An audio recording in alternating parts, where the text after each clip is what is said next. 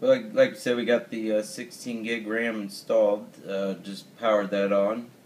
As you can see, it is recognizing 16 gig memory, and that's the 1600 meg. Make sure you get the PC312 or PC3-12800. That's the 1600 meg speed. Don't slow yourself down.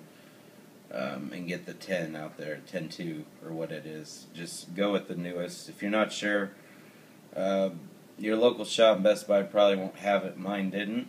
I live in a big city. Hit that Crucial Mac, or hit the Crucial.com and use their scanner tool to see. So, as promised, let's go ahead and load up. We'll do the Geekbench first, and let's go ahead and run that. I know everybody wanted to see, and I did as well, how that will pan out after the 16 gigs. So let me close this here for you guys. Hang on just a second. Alright, as you can see now, we got the this Intel Core, like I said, i7, the newest release quad core. This just come out October 25th. This isn't an ordered one. This is their newest revamp after their press conference. Run at 2.3. Standard was 4 gig, like I said. We upgraded to 16. So let's go ahead and run that here. We'll see how that compares. My other video out there is on the unboxing. Part 2 and 3 shows Geekbench as well as Cinebench. So check those out if you want to compare the results here. I'm going to upload these results as just a separate 16 gig upgrade on the new Mac Mini with the quad core. Just post the results separately.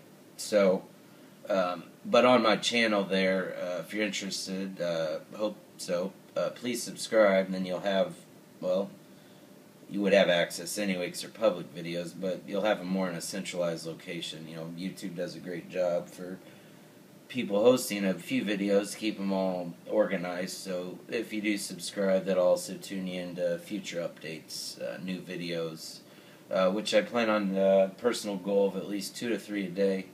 I have some others to come. I'm going to review the new Western Digital Live Media Hub. I've been playing with that. Well, for a few years I've used all of that product line, but now recently to upgrade the hub. We're going to review that new Cisco EA4500, the cloud app-enabled wireless router.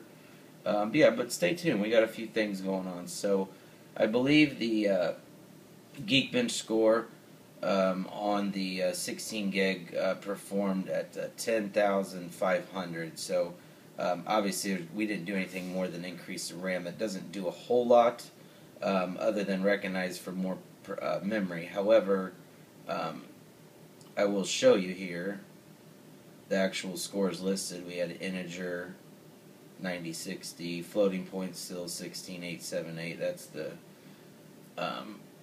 quad core processor. Then the memory is 6455. I believe that was pretty close to where we were at before, so we have to compare that with the old results, which might go ahead and take a look at that. So let's go ahead and load up the Cinebench here real quick. Give me just one pimento. I did say pimento. So we got Cinebench running here, as you can see. So let me go ahead and bring this window down a little bit, try to get in the video. Like I said, there's release 11.5. Let's run the OpenGL test first here.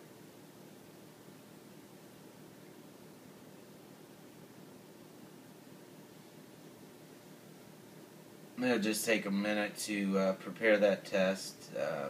You can see here it'll start doing some just testing, rendering some graphics, just a few little tests. So if you're not familiar with Cinebench, it's a free download. Just Google Cinebench for Mac, and it will lead you right to the right place.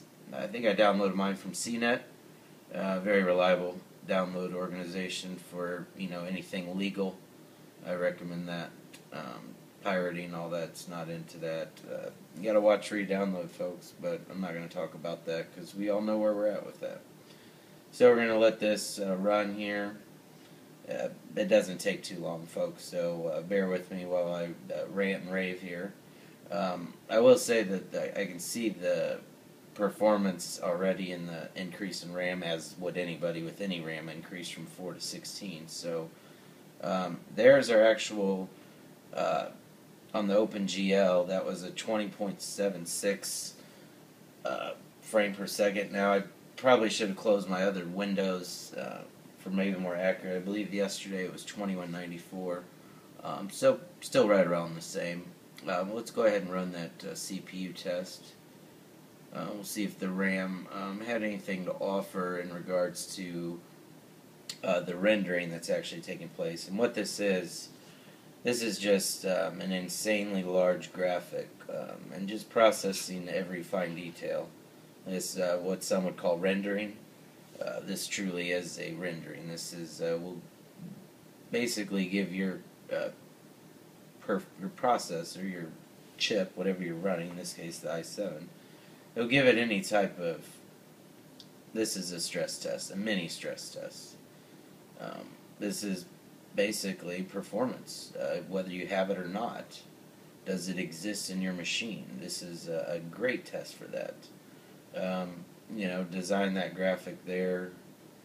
I'd be curious what machine what kind of machine they use to design that, just because of the rendering and the time to render that full screen graphic. So it'll just, like I said, it just takes just a moment here and it's going to be done. So I'll go ahead and slide over here and we should be able to get a score there. So hang on 1 minute. Not a minute, just a second here. And there you can see that's now 6.17, and where we stacked up, we're here in the orange. So that's a great machine that Apple has put out there. Obviously, the only other ranks that were higher was something with 8 cores and 16 threads. Mine's a 4-core, 8-thread machine. I would expect those to win. But as you can see, only 1.4 times faster. Well, that's not that fast. 2.19, yeah, that's getting a little quicker. So, like I said, please subscribe, and hope you enjoyed the little upgrade from 4 gig to 16 gig. Thank you.